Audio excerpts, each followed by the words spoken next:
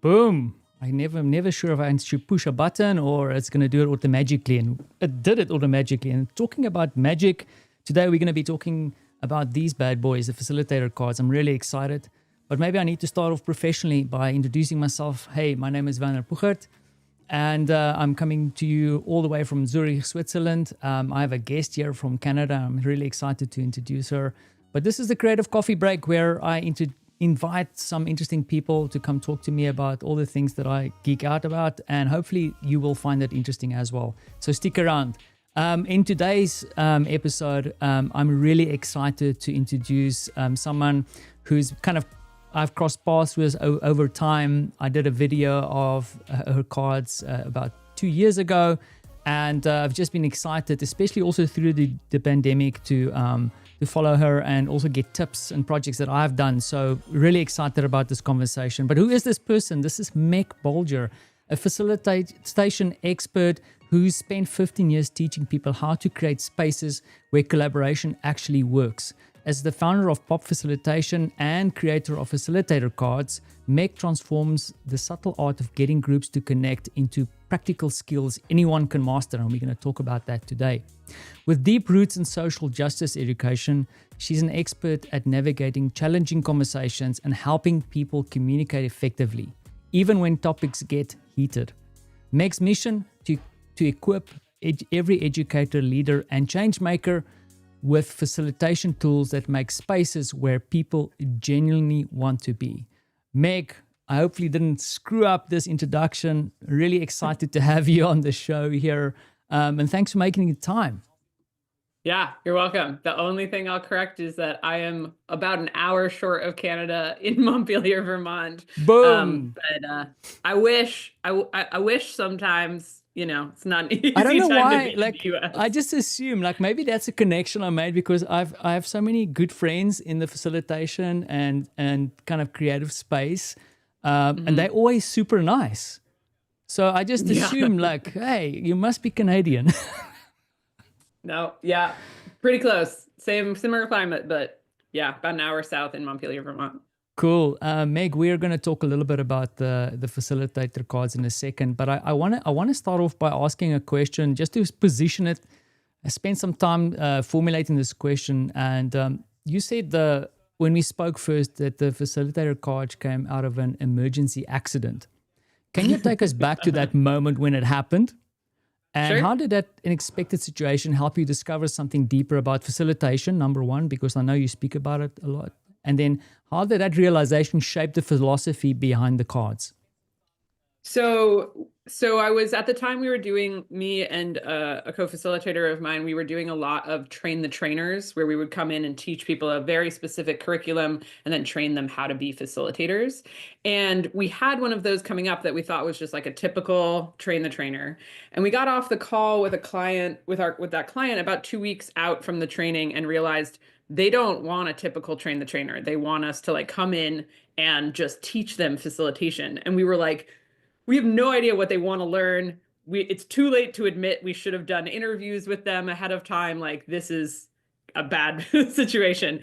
And what we did was we wrote down every process that we knew how to facilitate. And we wrote them on index cards, because we were like, all right, we're going to have to plan this thing 90 minutes at a time, entirely emergently, for 2 days.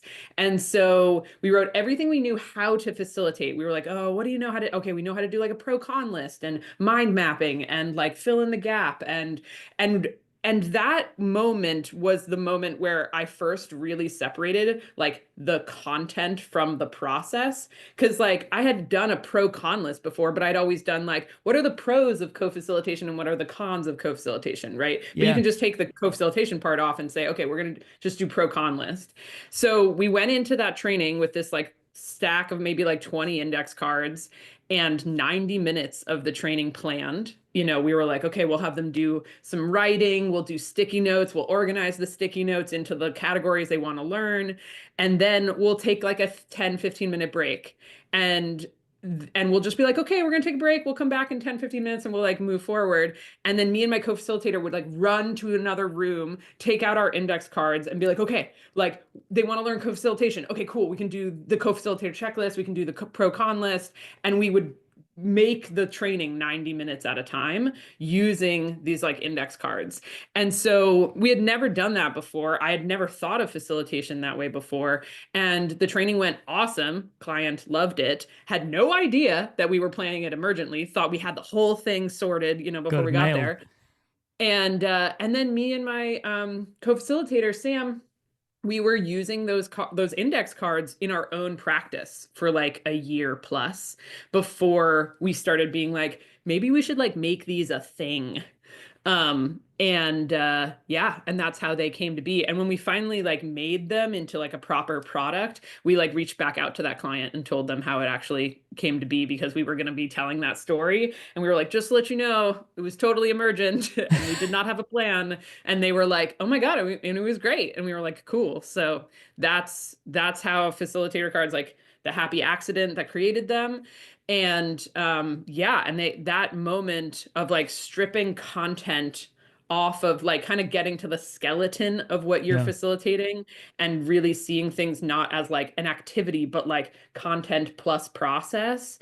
That was like a total game changer for me, and still is something that I teach people all the time. And the thing is, you also said to me like, this is actually the last product that you're going to create, and that you're working backwards from them. Like, can you connect the dots for me in that a little bit? Yeah, so I guess what I mean when I say that is that I think that facilitator cards are kind of one of the most distilled versions of the information that they could be, right? So just for anybody who's like not familiar, who's watching them, like each facilitator card is like very short. It's literally the size of a playing card. And it has just like a tiny description of a way to run a process, right? So like this one is concentric circles, like make 2 circles, have people in pairs have a discussion, and then rotate one of the circles and have another discussion, and do that 4 or 5 times with different prompts. That for a lot of people is all they need to be like, oh yeah, I've seen people do that. Okay, that's great. That's great. I'll do that in my next workshop, or I'll try that in this discussion that we have coming up in my classroom, right? That it's just like a little almost reminder of something that they've either already seen or something that like makes intuitive sense to them. But if you're like, oh, I don't know, Meg, I've never tried that before. It sounds funny. Like, when would you use it? Or why would you use it? Or like, how do you give the instructions? The card doesn't tell you any of those things, right? The card just simply explains what it is. And so we're working on a product right now that will answer all of those questions of like, this is when you use it. This is how you give the instructions. This is when you would actually pull it out to like, and these are the examples of times that we do that. And we're working on that product now, but like that product hasn't existed yet. And so the cards have really worked for, I would say, like facilitators who have some experience with those activities already, or those processes already, as like, oh my gosh, this is the set of reminders and the things I've like never all put in one place. But if you're like, I'm brand new to this, or I'm a very nervous person who like doesn't like trying new things unless I feel like really steeped in the information, then the cards may not be enough information for you to like try out new things. Yeah. And I mean, I want to double click on that a little bit more, but I want to get also to the physical cards, which I think is intertwined in this thing. But what you described for me, for a lack of better, like tapping into my dodgy marketing background, it's like a funnel. I think the more professional way is to say it's an acceleration curve. It's like the cards are like it's like an entry into it. And if you choose, you can go deeper, you can get more information. But I think you have kind of unintentionally created that. But let me stop there before I get too philosophical for this conversation, and let's click over and actually have a look at the cards, so people can see my desk over here. I just want to talk a little bit because you show the cards or one of the cards at least, but maybe where we need to start off with is just kind of a little bit of a broad kind of conversation about the cards. If you can just talk through it a little bit, because there's like 4 colors here. And you can instruct me on what I need to do, because I always talk about the usual suspects. Like here's the little index card here, but Yeah. Over to you, Meg. So that little card you were just holding up, like it's kind of like a cheat code to what all the four colors mean. And the four colors essentially are like these big categories that we see facilitators have to do with their groups over and over again, right? You need to like connect, check in, like make surface emotions, right? Those are the blue cards. The green cards are for brainstorming and ideating. The yellow cards are for clarification, answering questions, getting to the heart of like a conversation, and the red cards are for decision making and like identifying next steps. So Awesome. they're both like the major categories that I see facilitators have to do over and over again and that I have to do over and over again as a facilitator. They're also like in that order, I think often the flow of a meeting. So like, oh, like we got to start with a check-in. Okay, then we want to like get into like what are the things we need to brainstorm on if there are things, what are the things from that brainstorm we need to clarify, and then what are the decisions or the like next steps we need to make, right? Yeah. Like that's often a flow of a single kind of like interaction or meeting for people. And something that I find is that people who are like, I really want this group to make a decision. And I'm like, cool. Did you like check in with where they are emotionally? Did you get their buy-in? Did you clarify that Yeah. decision beforehand? They're like, no. And I'm like, did they resist your decision making? And they're like, yeah. And I'm like, cool. Well, you didn't necessarily do the things that I think are often necessary in order to get people to like commit to that decision. So it can be like I think one of the ways to think about facilitator cards often is like making something that we have had to as facilitators in the past keep in our head. Like you have to track so many things as a facilitator. It's Yeah. so difficult. And facilitator cards kind of serve as like different ways to check your own work. So if you have like I had a friend who planned like a 2-day retreat and she planned it with facilitator cards and at the end, she was like, when I looked at my plan, I had no red cards. I was like, oh my God, we're not making any decisions at Yeah. any point in this retreat, right? So, yeah, like even just being able to like glance down at your plan and be like, do I want to have no red cards? Or like, do I want, am I trying to never like check in with people? No, I definitely should. It's just like it's the tiniest little check for your own Yeah, work. and you kind of like alluded to a question I wanted to ask you, and I actually prepared for it. I just want to flip over to this and then be all professional. And because when I did the original review of the cards, that was one thing that Yeah. actually caught me is the fact that the sequence that you talk about, you had it on the website, I think, and it's still there. I went back this afternoon because I went, that was one of the things that I was really excited about. And I think you kind of alluded to the sequence now. I mean, now this is the older one because the old terms are there, like emotion, but now it's connect, right? But Connect, like if yeah. your main objective is emotion, don't forget to bring in ideation or ideation clarification. This is right? Like, I didn't mess this Yeah. up.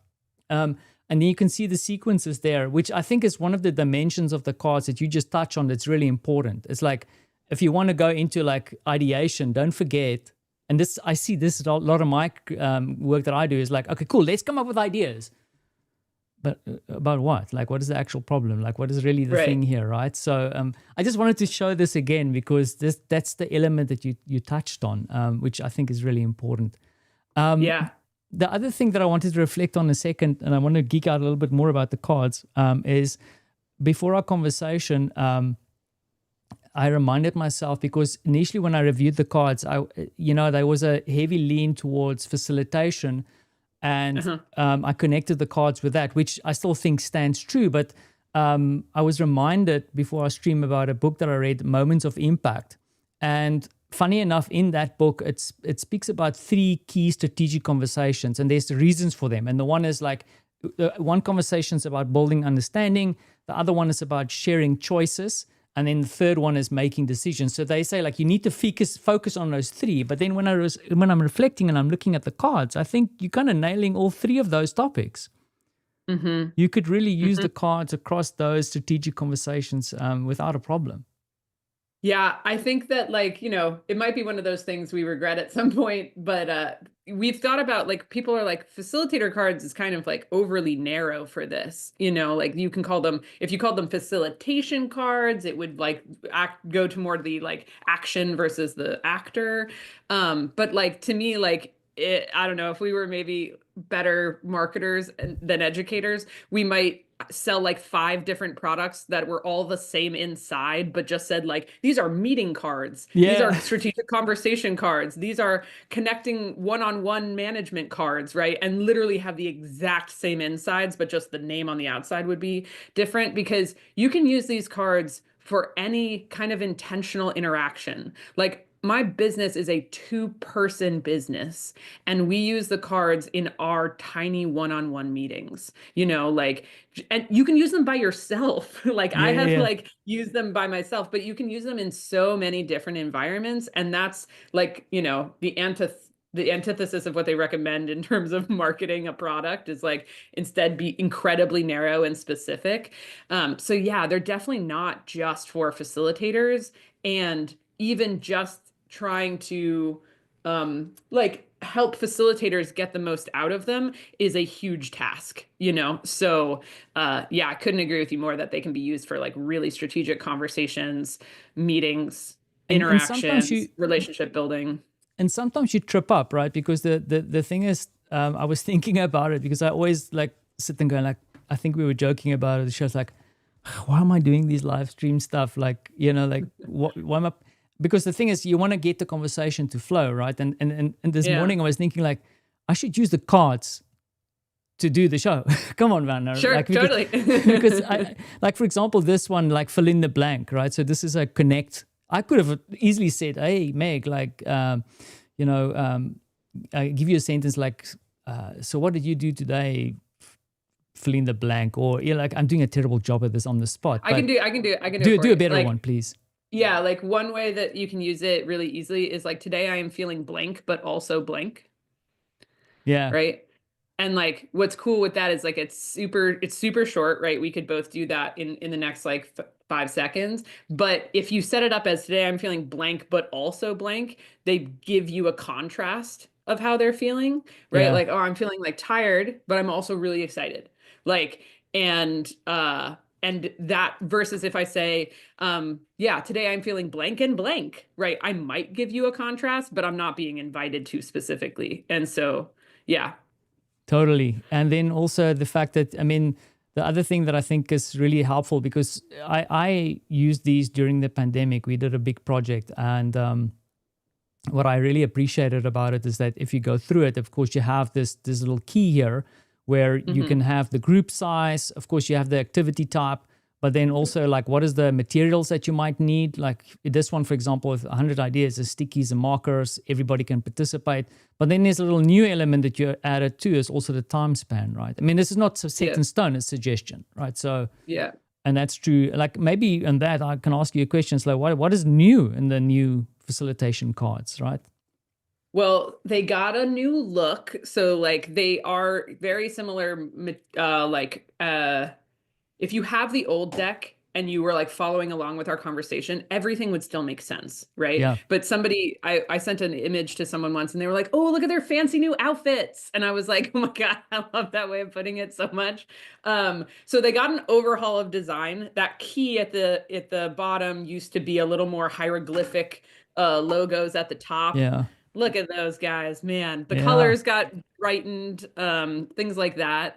So those were the big like cosmetic changes, which like, cosmetic might seem like surface level, but it matters. Like, I think there were people I knew who never knew that those icons at the top were group size. And so they Yeah. never used them, you know, because you can use them when you're planning with facilitator cards. If you're like, I think this group isn't talking in the full group, right? Like, they Yeah. don't want to talk in front of everybody. Then you can just look at cards where people are in pairs or in groups, right? Like that type of change.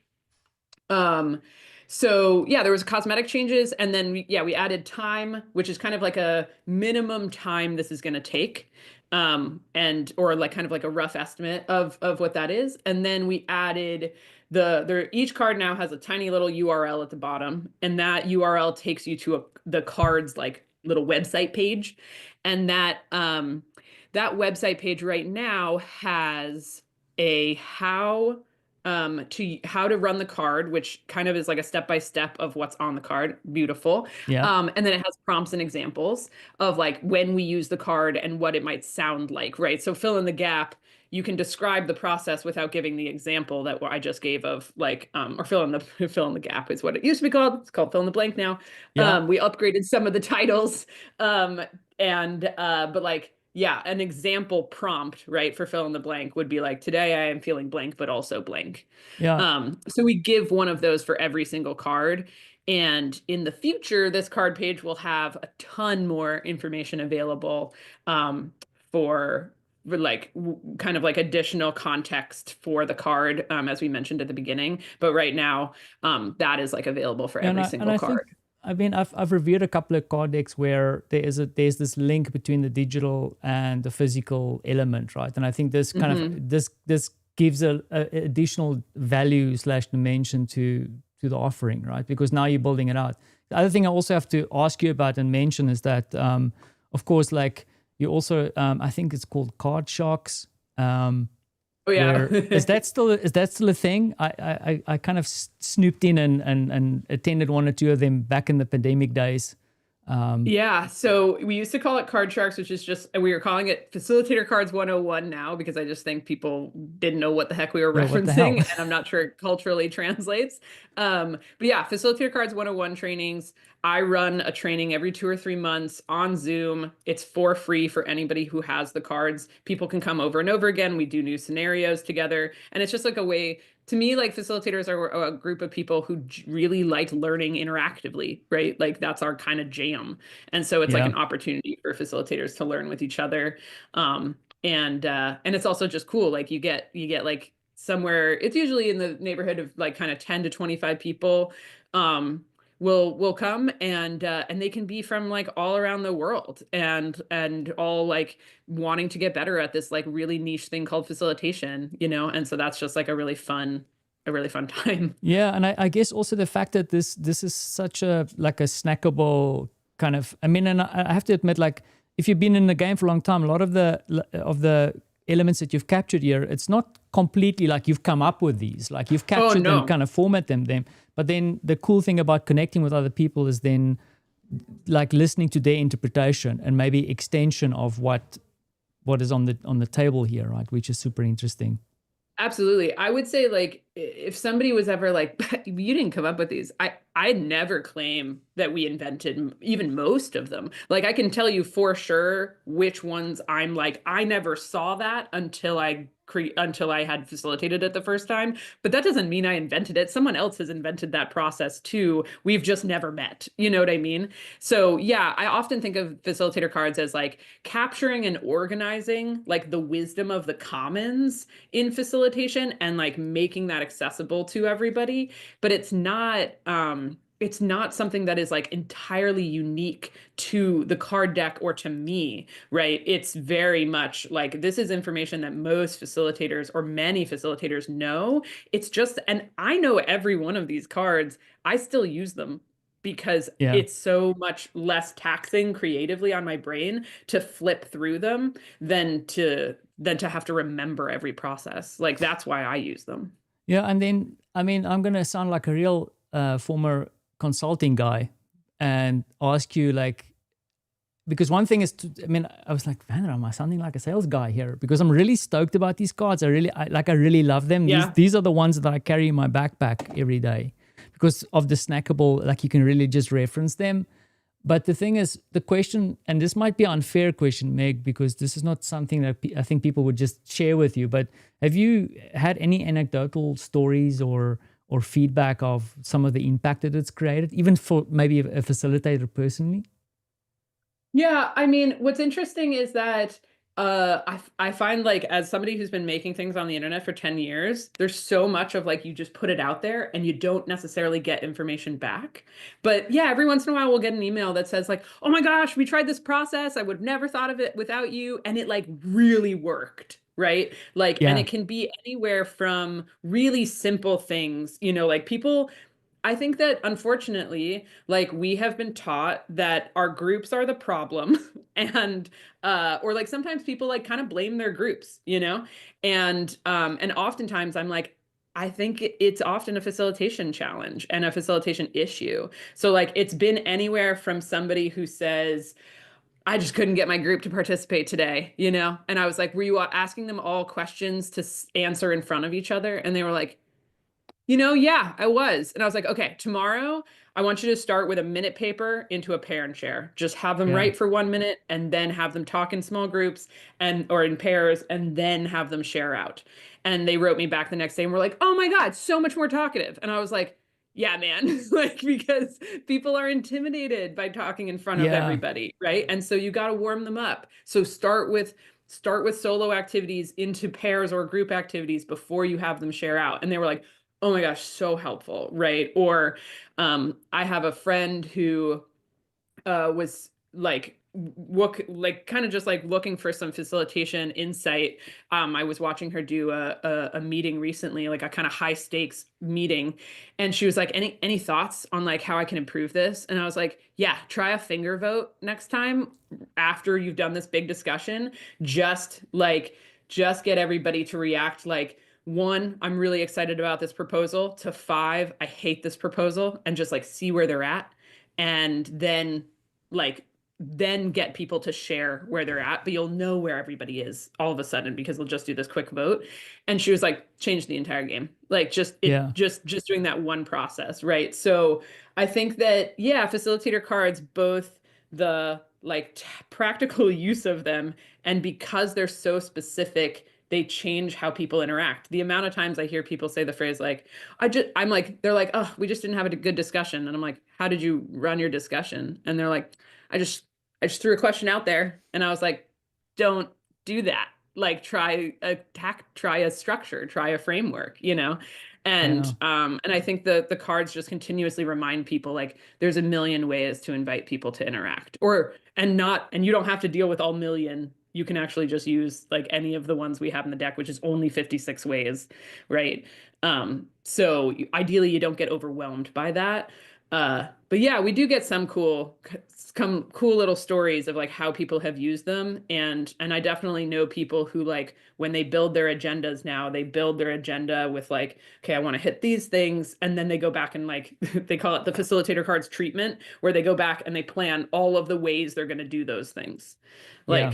And they used to just plan discussion, brainstorm, decision, right? And now they're like, this is how we're going to run the discussion. This is how we're going to run the decision. This is how we're going to run the brainstorm. And they use facilitator cards to kind of like answer those questions. Yeah. And I think people sometimes, I mean, you, and I do it too, right? Like, yeah, sure, I'll come and facilitate or run something. And then the time comes, like, first of all, like Yeah. 101, don't leave it to the last moment. But then you start realizing how much planning actually goes into it.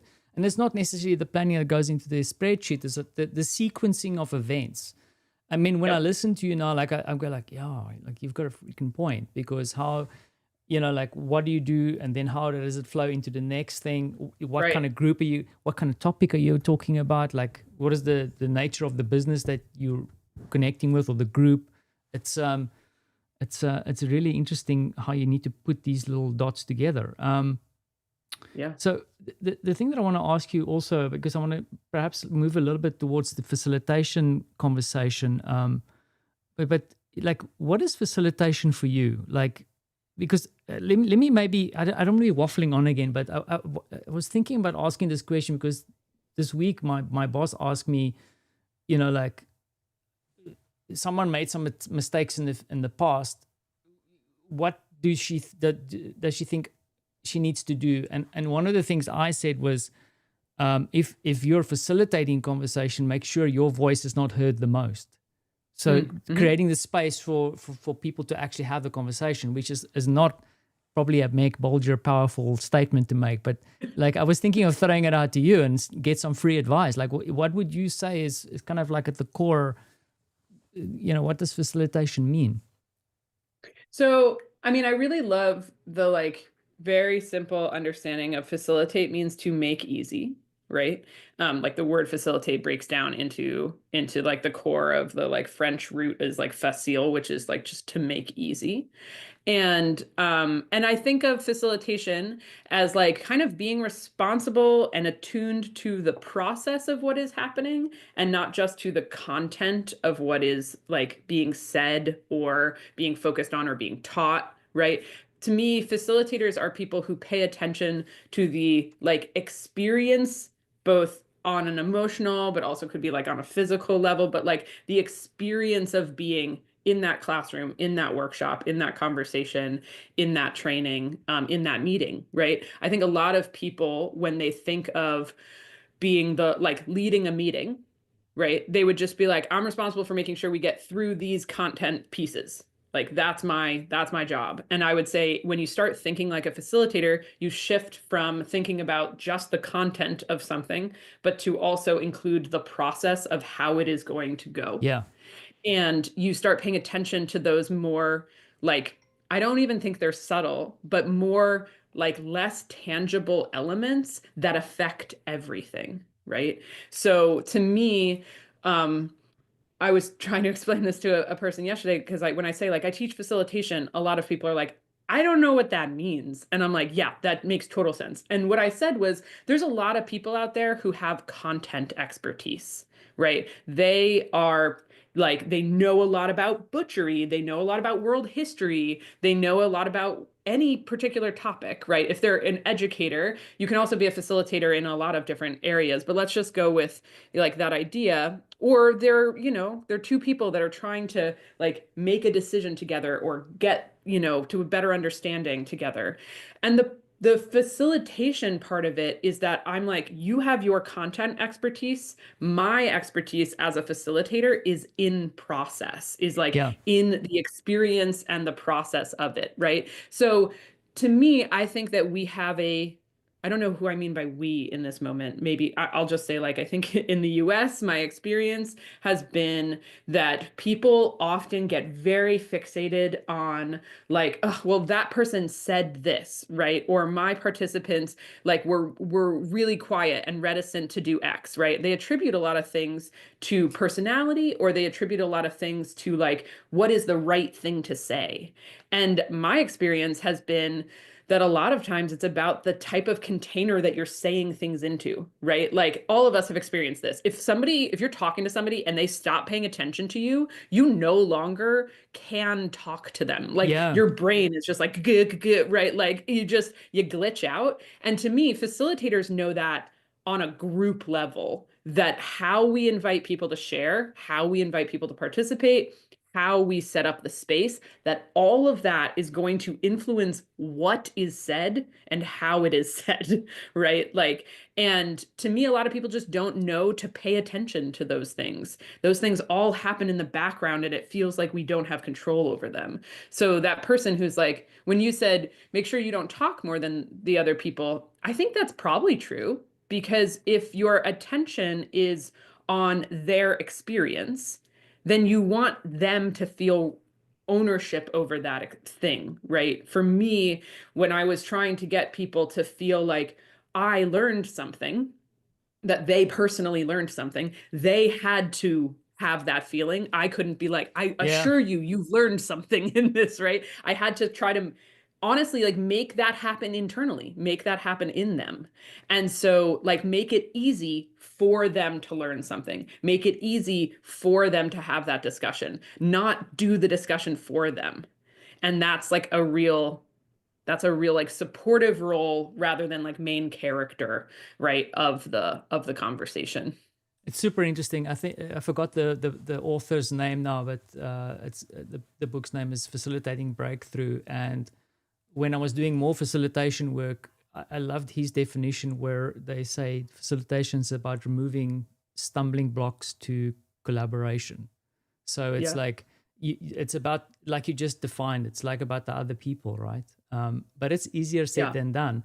I want to kind of like slowly segue into a topic that I wanted to touch on with you, that I personally feel with my background and life experiences is usually a very tough topic.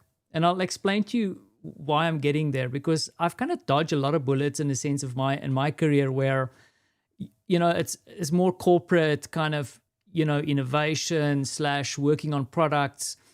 But even there, you need to work with more sensitivities around people. But I have a bit of an out between you and me. Don't tell anybody this, but I can shift the perspective to a problem.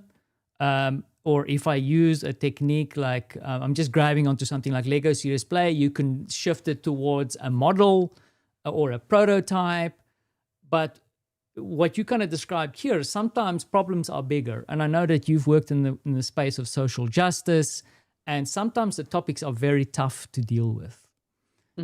What is your kind of background and experience in that? And how do you see that as a different way of facilitation? Is it the same? Yeah, so I mean, I would say that there's probably lots of different ways even to work within social justice. Like I very early in my career, like that's how I started in facilitation, was a social justice educator, right? So I was trying to get people to learn about social justice. And specifically, I was often focused on gender and sexuality and like LGBTQ inclusion. So my goal was to make it possible for people to learn about a topic that felt scary, that felt personal, that felt silenced and taboo, and for some of them felt like really loaded and like like they had their own like preconceived biases around. That's probably true for everything, but like in a loaded, heavy way, right? Yeah. So and I would say that what I found is that required a heightened attention for me in paying attention to shame triggers, things that would make people feel shame or fear shame would happen. And it made me very attuned to people's anxieties.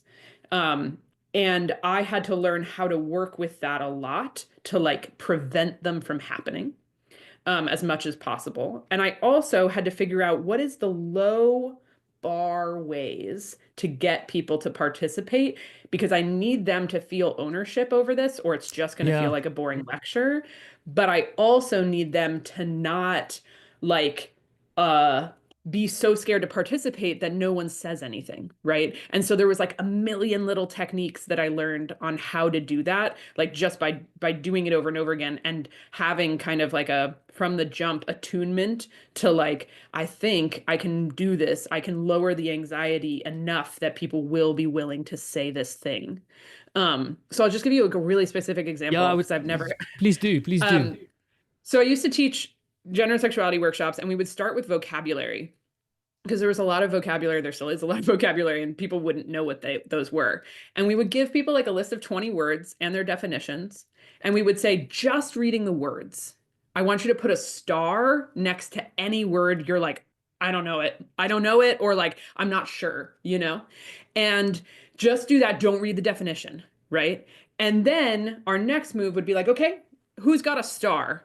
Just tell us what word you've got a star next to. And somebody would be like, ally, and we'd be like, okay, awesome. And then we would we would have them read the definition of ally, and then we would ask like, what questions do people have about that? What that process has like 5 different little things in it, 5 little steps, right? Because if we let you read the definition of the word, and then you were had to be like, so does anybody have any questions about any of those words you just read? That's a high bar, right? Like that's a high bar of entry versus, and we didn't even say what words don't you know? We said, what words do you have a star next to? Right? Like we already separated they already did like a once removed from like the prompt. So we said like, which ones do you have a star next to? And then people were like, they just had to say the word. And then we would ask them or someone else to read it out, right? Like we created so much buffer between what they knew and what they had to do in order to get that information. And so that was my like early years of facilitating, was like such careful attunement to those things. And what can I do as a facilitator to like reduce the barriers for people's participation, because I knew that their participation was what allowed them to feel ownership and to allow them to feel changed by the experience. And I've lost whatever question we started with. No, you totally nailed it. And I want to close the loop because, remember, I kind of alluded to the fact that in my world, we kind of shift the attention to somewhere else. Uh-huh. But I think what you just described, if I may, because I might be jumping right into the sun now, is that what you just described in this activity is kind of shifting the attention away from the humans to like exploring the definitions. I mean, I'm making it oversimplistic, right? But I can, Yeah. as you were describing it in my mind's eye, I'm going like, oh, I can see a group of people discussing where they have stars, where's the definition, what does it mean. It's not about the individual's perspective, like at that moment, right? It's not about, Right. oh, Vanner doesn't understand what this means, or Right. you've also shifted the focus away a little Yes. bit from the individuals. Yeah, I think if you think about what makes people anxious inside of groups, right? It is often I am going to be put on the spot and I'm going to say something dumb, right? Like, and then people are going to have different opinions of me that will be permanently changed by what I have said, right? That's most people's fear all Yeah, the time, right? And so that's what you're working with, and that's what you're also trying to prevent really coming to the fore for them, right? Like every activity is kind of a way to like distract from that anxiety long enough that you can get other things done, right? Or by the time you're asking people to do that, to say a thing that they believe or that they need in front of the group, that there's enough trust built with you and with the group that they won't melt in place by doing that, right? So you have to build that up, and the way we do that is like, yeah, I mean, the like I've often used facilitation as like a magic, with analogy of like a magic trick. Like magic for the like magic is almost all sleight of hand. Look over here, I'm doing things over yeah, here, yeah, right? Like it's the art of yeah, distraction, and facilitation a lot of times is the art of like distraction and of like easing a thing that is difficult. Like it's difficult to just be like, "Hey, what questions do you have about this?" It's actually difficult to get people to answer. And you can't just go, "Come on, guys." That doesn't work. And anybody who has success with that, I promise you're having limited success with that, right? Like, and but if you say, write down your question on an index card, I'm going to collect them and then I'll read them out. Oh my God, so many more people are going to ask you questions, right? And so it's about like, is that distraction? Is that separation? Like, yes, it's a little bit of both, but it's also yeah, just making a thing that is genuinely difficult. Like human to human interaction and collaboration is difficult. So like you have to do things to make that easier, you know? totally. Like, yeah, yeah. Cool. I mean, and we got a question. I mean, I don't know who this Okay. person is. She I might be think I do. related to me, but love what you created. I'm curious, how do you define a good meeting? For me, it's one with structure and clear outcome. Are your cards meant for everyday meetings or specifically for workshop facilitation? Cool. So, okay, so I'll answer the second question first, which is to me, the cards are one of the like most efficient ways that I have found to create structure, like really specific structure, right? Each card is a structure. That's a word you could use for it. Um, and so I think that clarifies, like that really helps with that structure piece.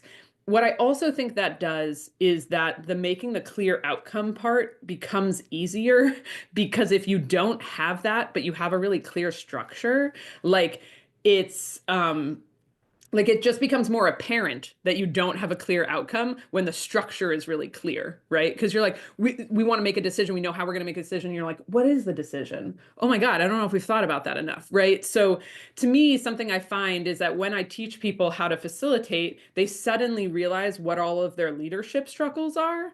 Like, because they're like, well, I don't know who should be in this meeting. And I'm like, okay, that's not a facilitation, that's a leadership question, Yeah, right? Or they're like, well, I guess I don't really know why we're meeting. And I'm like, okay, that's a leadership question, right? Like, but they've been bogged down with figuring out the structure. So it kind of, it doesn't solve that problem, but it makes it clear more where your problem is. So that's my first thing. You can use them for everyday meetings. Absolutely. I use them for literally every meeting I've ever run in the last 5 years. And they're just helpful to like, even just for kickoff, and for closings, Yeah. like they're really helpful for that.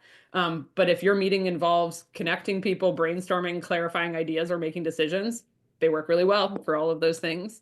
And I would define a good meeting as one with, yeah, with purpose and with intention, and where people haven't just thought about when are we meeting and what are we doing, but they have considered how are we doing those things and why are we doing it. If you've answered when, who, what, and why, then I think it's usually a Boom. pretty good meeting. Thank you, Marta. I really appreciate Thanks, it. Martha. Cool. And then just also to, because I mean, just to loop back to the tougher conversations and the facilitation topic that Yeah. we touched on in a moment, like there's something that you said and that stuck with me in our kind of leading conversation, because before we did the live stream, is that we were discussing about, like, you always feel nervous about what to say, and you said to me, it's not what you say, it's what you do. Mm-hmm. And, you know, so Yeah, please continue. I think that, so I guess what I mean is that it's a little bit, I don't want to say like it's a little bit of both, but I think that a lot of people think that there's a magical thing they should say when somebody like has a big emotional reaction, or somebody says something that's offensive, or somebody like disagrees adamantly with what is being shared, right? I'm just trying to think of like what are the big anxieties that Yeah. facilitators have, especially around difficult conversations. Some of the things that I think people are very anxious about in difficult conversations is that people will not be respectful towards each other, even when they disagree. And I do think that that is like a set of facilitation skills that I would say like is outside of the purview of like what facilitator cards will help you learn. But I think to me, like being able to say like, all right, this type of language is okay in here. When you get into personal accusations or sweeping generalizations, we're not going to do that. So if you want to say like, I really got activated when you said that, or I was really triggered, or I don't Yeah. believe that's true, all of that's totally fine, right? But all of that clarity of like, I'm going to accept this type of behavior and not this type of behavior. I'm going to be consistent in these ways. Like that's a real skill of facilitation that has to be developed.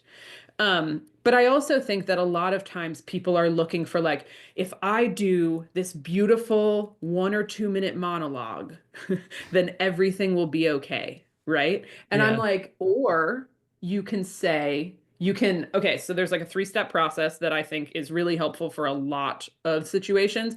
May not work in every single one, but I think it's pretty good, and it's the best acronym I've ever come up with. So the acronym is ACT, Act. Yeah. ACT. And I say, like, you should look, if something goes wrong, you should act like a facilitator. Okay. Acknowledge, contain, and time box. So something happens and you go, like, okay, I see that I see a lot of people just had a big emotional reaction. You want to acknowledge with the most neutral language possible, right? Of what is happening. Yeah. And then contain, as in change the rules of the game would be one of, or change the rules of how, if you have been just like having a free flowing conversation, no more free flowing conversation, right? Like, okay, here's what I'm going to have everybody do. I'm going to have everybody we're going to you could take out a piece of paper and give them 3 prompts of things to write before we come back to the large group. Or you could say, I'm going to have everybody get into groups of 3.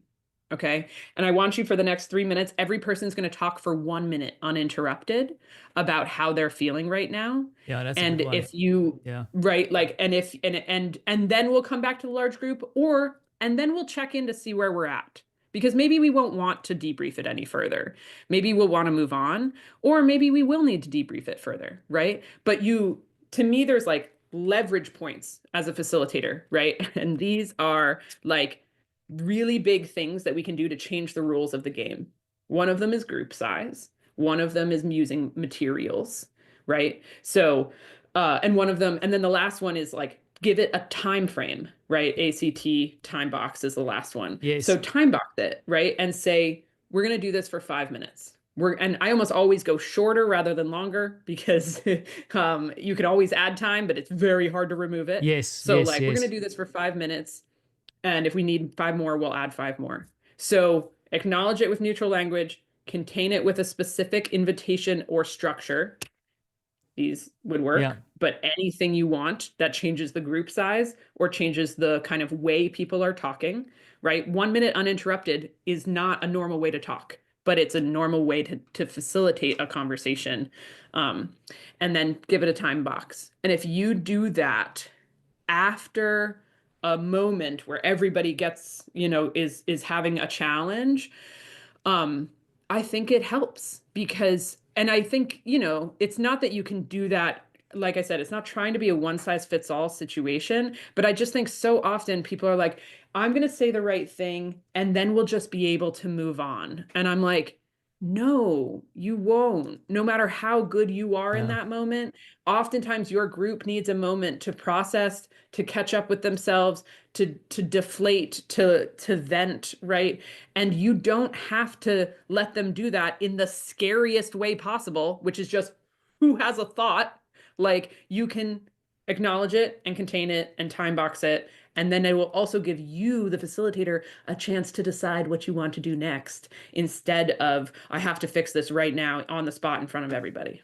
Totally. Yeah. We just got a comment from someone, I don't know who it is, to say, love that acronym. And by the way, for the commenter, I also wrote it down just to remind myself because I think for me, the acknowledging that something has happened is sometimes that's like, ooh. It's like, not the difficult thing is like you think it's going to go away, but it doesn't. It'll come out outside the room. It could disrupt the whole thing. So I love this. Thank you. Yeah. Yeah. You're welcome. And I mean, the thing is also when we, like you kind of also pointed out when I first asked you about your social justice experience, there's this kind of, I never thought of it because I always thought about, okay, cool. How do we, because it's the area that I'm really interested in. I feel like it's somewhere that I need to grow is like going into spaces where the conversation is tougher, right? But there's a difference between a tough conversation and confrontation.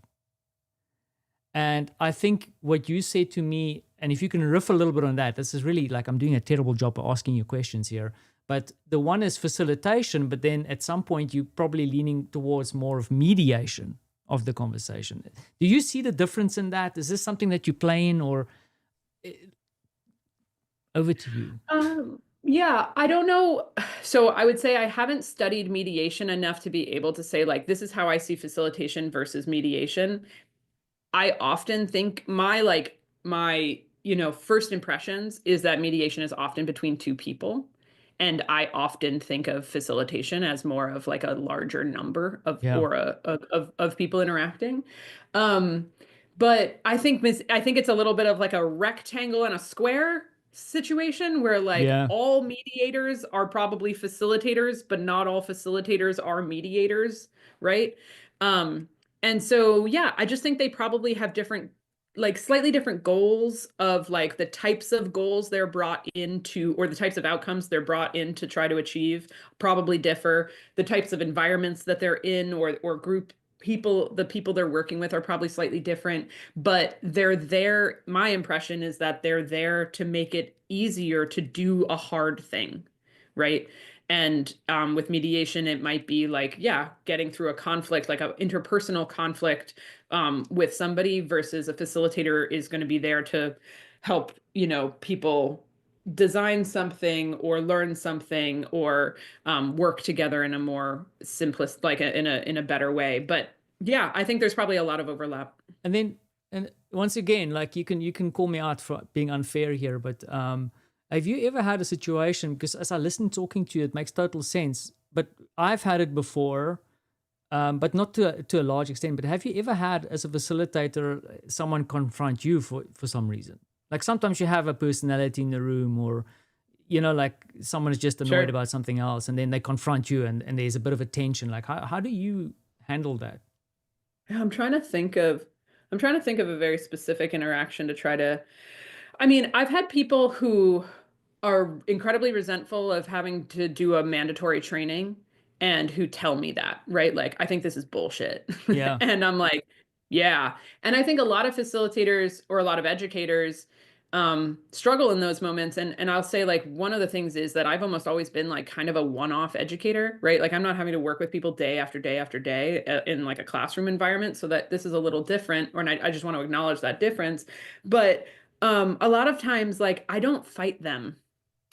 Yeah. I kind of try to let them like or they're like, you can't make me participate. And I'm like, okay, you don't want to participate? And they're like, no. And I'm like, okay, that's fine. I'm not going to let you ruin everybody else's experience, Yeah. but like you don't have to participate, right? Or like you can choose not to say more on this subject, or talk, or like, when I put you in pairs, you can go like, I refuse, and you'll just ruin one person's day and not the entire group's, like there are ways in which I think people's resistance have come up.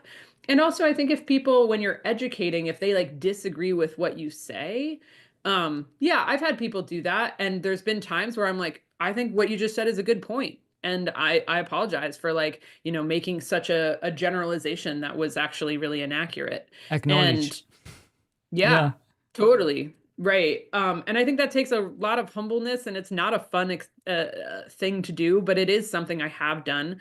But I think when people often like come at me, what I try to do is kind of like dodge their energy, right? Of like, whoa there, I'm not going to fight you on that. And that happened a lot, or that happened more when I was doing content that people really disagreed with, right? As an educator, like doing Yeah. LGBTQ inclusion education.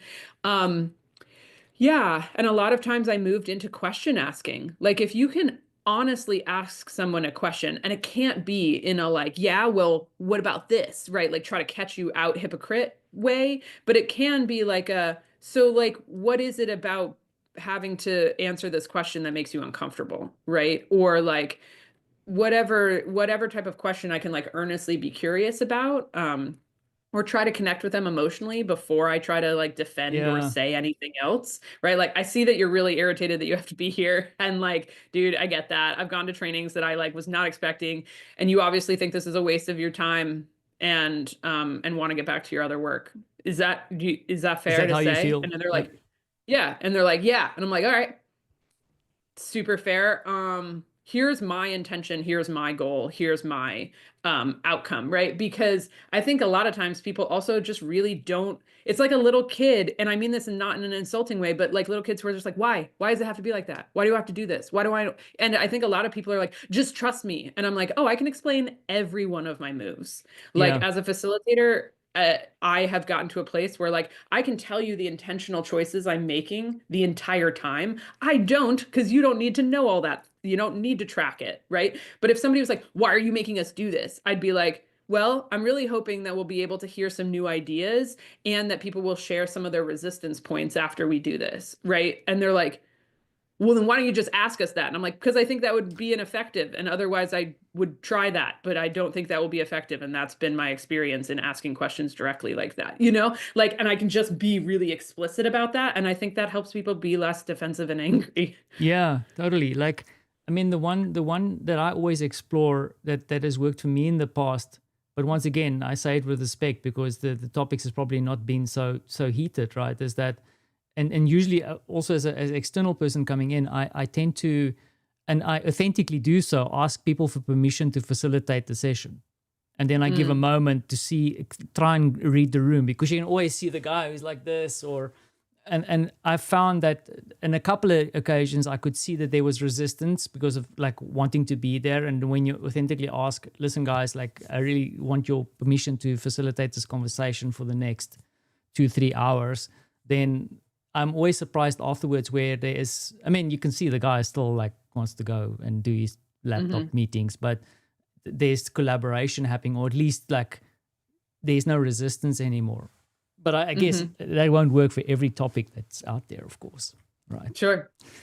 And then Meg, like, if I'm a new facilitator, I mean, one thing I would say though, maybe I need to ask this and see if this resonates, because facilitation is like a muscle; you have to practice, right? Like this is like Sure. you have to have your things in hand here. It's not something, you're just not a born facilitator. I believe that some people have like what I would call like propensities or like defaults that they go to that make them more like kind of immediately um I don't know, make them better from the start, but that isn't to say that they're like, that isn't to say that it's not a skill. Like it's 100, it Yeah. is absolutely a skill, right? Like, and like there can be characteristics that just make it a little bit easier for either you to learn that, or you don't have to like resist certain personality traits of yourself as hard in order to be, in order to like do the curious thing or like not talk too much, right? Like some of us default to statements and some of us default to questions. Some of us talk long and some of us are like quieter. And you can do that as a facilitator. There's like huge range. But I do think there are like certain personalities where like facilitation is a little bit of an easier get than others. But that doesn't mean I think facilitation is I distinctly don't believe that facilitation is a set of like personalities or charisma traits. I believe it is a skill that people can learn, that you have to practice, that you get better with more of that. And otherwise I don't think I would have a job, because So otherwise I would, like to me, like if I didn't believe facilitation was a skill, I would be doing something else. exactly. And then Yeah. before we jump into because we're heading towards the end of the conversation, I could go for more hours and hours. But for facilitators who feel nervous about tough topics or getting into the game, I don't want to ask for tips. There might be tips later, but what is the big mind shift that or change that you encourage people to do? Like, what kind of mindset do you have to go have? For difficult conversation specifically? Or facilitation in general, to be honest. Like, let's go there. Um, okay, so for facilitation in general, I think you have to believe in people. Like, what I mean is to say, if you think that you have all the answers and you have to give it to them, then you are an expert, not a facilitator, right? You are like a subject matter expert and not a facilitator. Yeah. So you have to believe in people having real, meaningful, useful, unique contributions that your job is to kind of like pull out of them or to help facilitate out of them, and into the room. Like if I thought I was the smartest person in the room, and it doesn't even like, what does that even mean? But like, if I thought I was the only one who had the information that people needed, like I would lecture. Yeah. If I think that the group as a collective is greater than the sum of its parts, and that it is necessary for people to feel a sense of ownership in order to experience the type of like change, buy-in, uh like yeah, change or buy-in or like feeling of autonomy and respect, like they have to be not just part of the process, they have to feature in the process. And that is essential to facilitation. Awesome. And we just got a nice little comment here. I just want to share it if I can do all my buttons correctly again. Ah, can you pronounce her name? I'm going to destroy No, it. And this, I'm I pretty feel really bad. dyslexic, so Yeah. Zargun. yeah, bring out the Ina. best in the participants. Yeah. I think, yeah, I think to me, absolutely. I think a facilitator's win to me is that the group is like, oh, we had such a great conversation today, or we got so much done. Not like that facilitator rocks. Yeah. Totally. And Zarugina, sorry for destroying your name, but it's an awesome name. I love it. Then the thing that I wanted to ask you is that I have a couple of questions here. It's my 10 rapid fire questions as Okay. we head into the end of the show. Let's see if I can rock and roll this. So, and you can have a bit of fun with this as well, right? It's like, what is your go-to move when a group goes quiet? Talk in pairs. I mean, the reason I laugh though is because I'm like, I don't let that happen. I can imagine. Like I prevent it, because like if you let them go quiet and then you have to pivot, like I would say like, oh, okay, I don't think we're ready to talk out loud. My bad. I skipped a step. Talk to the person next to you, answer that same question, right? Like that's what I mean by talk in pairs. But like my trick is, the reason I don't get a lot of those moments is that I've already worked you up to where I know you're going to talk. I know you're going to participate. And I don't let that happen all that often. And if it does, and I'm like, okay, I see we're ready to move on. And I just don't panic. Like I don't Yeah. communicate any like, I, oh, this wasn't supposed to happen to the group.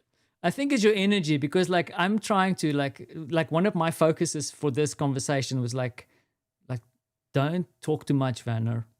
And the thing is, your energy is like, I just want to add more stuff. Like this I can feel it. Next question. This is a tough one. Post facilitation snack of choice. Oh man. I mean, I feel like I often don't eat right before a workshop. I'll be like nervous stomach and like whatever. So I feel like I'm like, it's not a snack. I'm eating like a whole meal as soon as possible. Yeah, Yeah. my go-to snack is sleep. I Yeah. don't know, for some reason, if I've done a session or like a day's work facilitating, like I crash out. Like it's Oh yeah. No, I'm wired. I'm the opposite. one word people overuse in group work. Oh, can I modify the question and give you like four or five Yes. things? Okay. Um, I think that we like the phrase like anybody have anything to share? Like that like popcorn share offering invitation. I'm like, you get one or two of those a session. That's it. Like that's I just think it's so overused. Like, and I think it's because a lot of us don't have other ideas on how to get people to participate, right? And I'm Yeah. like, look, that thing you're doing of just like anybody have any ideas? Like, or anybody have any thoughts? Like, that's a popcorn share and that's a fine structure, but you only get to use it once or twice before people get exhausted by it. So I think that's really overused. Um, and my other answer is this is my like current pet peeve, and I apologize to people who are gonna feel like called out on this one, but like when people say, any brave souls want to Oh, participate, yeah. and I see us do it all the time as facilitators. And here's the thing, what I think it acknowledges is that participation is risky and that it is like it's putting yourself out there to do it. But I have never felt more inspired after somebody acknowledged that by calling me a brave soul to participate. I've never been like, thank you, I will be a brave soul. You know, like I have just been like, oh God, yeah, you're right. This is scary and vulnerable. No, thank you. You know? Yeah. And so I really think we need to stop saying that. And instead, like when we are inviting people to share, be enthusiastic, be excited, be thankful after the fact. Really appreciate everybody who got on the mic today. I know it can be intimidating to talk in front of 100 people. They already know that. You don't need to tell them that ahead of time, right? But Yeah. you can acknowledge it afterward, but we need to stop saying brave souls, even if Love they that. are being brave souls. Love that. Anything else? Because I mean, I feel like you could do another show just about that. What are the overused things by Yeah. facilitators? Okay, I have one more. I have one Okay, more. one more. Um, don't tell people we're lagging behind. Ooh, Like, yeah. oh, we're running late, we're running behind. I know we just do it. Just change what you need to change. Like, I am going to cut us off so that we can move on. Not, I'm going to cut us off because Totally. I'm 10 minutes behind. Like, they don't need that anxiety. That's for you to process That's as the facilitator. my facilitator anxiety to handle in my own little heart, right? Right. And you need to keep that anxiety to yourself. Like there's a Yeah. lot of things that like stop putting that on people. So like and I do this one is like I'm so guilty of this a lot, but like yes, stop telling people you're running out of time, just change your behavior and move on. Cool. Okay. Let's do two more. Your favorite facilitation tool besides the cards? I mean, I'm a pretty like flip chart and a whiteboard person. So I mean that's gonna be my like go-to answer.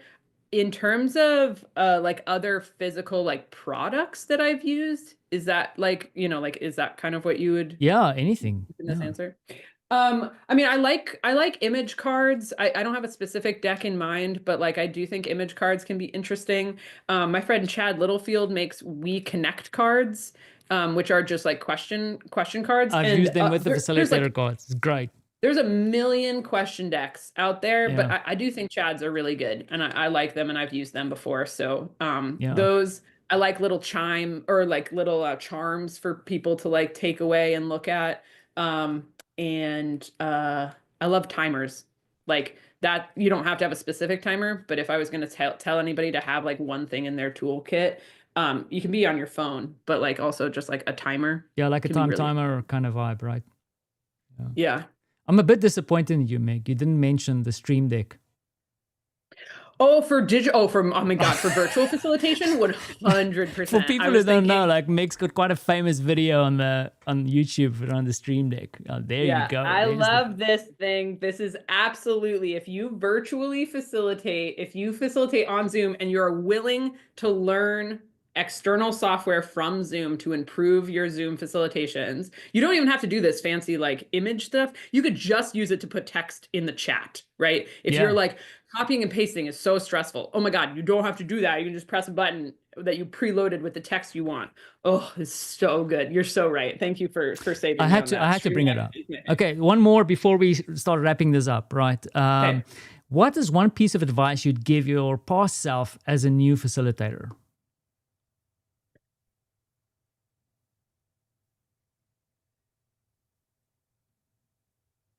Um, like you're gonna probably be nervous about this forever, and that's fine.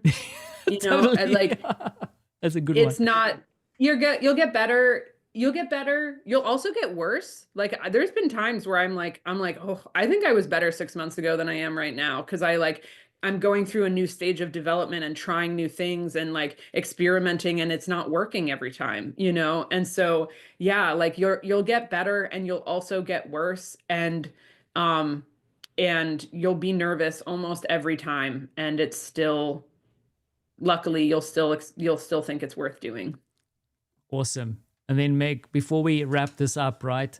I just want to also talk about where people can find you. So we've been scanning through the Facilitator Cards website. So this is facilitator.cards, right? That one's shop. That That's the one's shop. Yeah. shop.facilitator.cards. Yep. And then, of course, you're very active on YouTube. I would encourage people to go check out your channel. That's Facilitator Cards on YouTube. You post quite a lot, right? And it's there's more coming. Yeah, we were posting really consistently and then we had a kind of hiatus and then we're back now. So like people can expect pretty regular content on there now. Yeah, and there's a lot of facilitation tips and tricks. It's not just Oh cards. yeah, there's like It goes dozens of broad. hours on there. Super awesome. Then there's, of course, Facilitator Cards on the Instagrams. Yeah. Also some cool stuff happening over there. Have I missed anything? Of course, people can hunt you down on LinkedIn, as I've done. Yeah, they can totally hunt me down on LinkedIn. I would say like YouTube and Instagram are where you're gonna get the most like content. Like if you're like, I like what this person's saying about facilitation, I'd be really interested in more of her perspectives. Like you scroll back or watch like any reel, and then there's like a bunch of pro tips on the Instagram, and they're like really quality pieces of information that we spent a lot of time like making. Probably too much time as a business, but not too much time as an educator. Yeah, YouTube too. Like I don't have an online course right now. I would like to eventually. Yeah. But like if people are like, where can I learn facilitation? I'm like, if you just like watch YouTube videos and scroll through our Instagram, you can learn a lot about facilitation. It's not yet put in like a specific and structured order. And Meg, you also say we, right? There's one or two special people also helping you, right? I think you mentioned your sister is helping. Yeah, my sister Claire and me are the ones who are behind Facilitator The Cards. brains behind the awesomeness. And Meg, as we wrap this up, and I'm just trying to press the right buttons here. What is next for you? Like, what is on the immediate future? Like focusing and buttoning down on these awesome things. Like, what is the next couple of months look like for you? Yeah, well, we haven't like announced this anywhere, but the thing that we're working on, so I'll just announce it here, I guess. The thing that we're like working on is really that next stage of the facilitation, like Facilitator Cards, like ecosystem and information. So all those questions of like, how do you use it? When do you use it? Like what does it sound like to give the directions to this? What is the way to like make sure that this card like works or this process works with groups? Like I want to answer every single one of those questions for people. And I want to answer every single one of those questions for every single facilitator card. So those card pages are going to get built out into something we're like currently calling the resource hub. And that's going to be our like next the next kind of project that we're working on is like really getting that information out to people and making it available for people. And yeah, that's going to be huge. It's going to be huge. It's going to involve like a huge work video project. Every card is going to get a Yeah. video. You know, this will be a whole other like product. I don't really think like, but it will be a different offering than facilitator cards. You won't need facilitator cards in order to get access to it, and vice versa. But yeah, so that's the next big project is like my overall project is to like take everything I know about facilitation and like put it on the internet, you know? Like I want to I feel like I've spent 15 years unpacking this thing that is really complicated, that's very nuanced and subtle, and I really want to share that information and that knowledge with other people. And yeah, me and Claire like really are passionate about getting this type of information out to people. And so just continuing to figure out like what are the structures and formats and ways we can do that. Facilitator cards to me is like one of the key ways to do that, but there's so much more information that goes with the cards, and they have so much potential to teach people about facilitation, and that's really what I want to focus on in the next few months. I mean, I'm going to start doing I do private trainings. I don't have any public trainings currently, and like I want to get back into that as well. But yeah, we're really diving deep on this like hub project. The hub is coming. Meg, Yeah. before I say my goodbyes for now, anything I missed that I didn't do, did I do a good facilitation job, at least for this little bit? No, I mean like I'll say, okay, so there's two things. I want to like thank you for having me and for like bringing me on and talking to me about this. Like I think that facilitation is a funny thing where like for some of us it's something we think about all the time and we are trying to get better at and we believe is an incredibly powerful tool.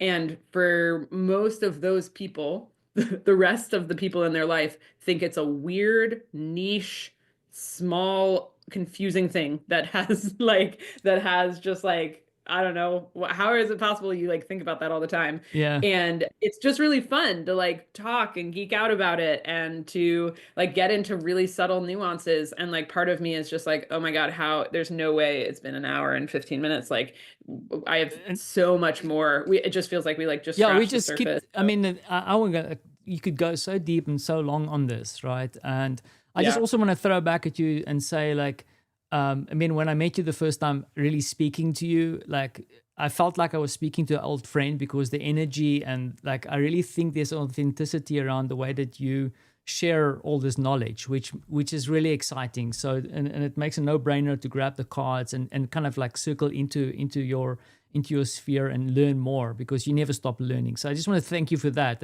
And I think I'm a bit of a vampire because I feed off this kind of energy of like, it gets me like excited about the work I'm doing. So I just want to thank you again for doing the stream. And hopefully we can catch up again. And Meg, like, I want to wrap this up by saying, first, I'm going to acknowledge that I've taken up way too much of your time. I want to contain this now. I'm working through the acronym. Contain this by ending the stream in the next couple of minutes. So I've done the act, acknowledge, contain, and time box, which is something that I'm definitely going to be taking away from this conversation. Meg, thank you very much. Great. Once again. You're welcome. Thanks for having me. Cool. And that is Meg Bolger. What energy. So super excited about what we've spoken about. Also, go to shop.facilitatorcards.com if you want to grab a set of these. Definitely a set of cards that you can stop me in the streets. I'll have this in my backpack. And then also the content that's being created. Also want to mention that if you are interested in following more of these live conversations that I do ad hoc, you can join the newsletter. I have the QR code on that side, and also the link to the website where you can sign up. So please do that. And then, as I always say, thanks for watching and catch you in the comments.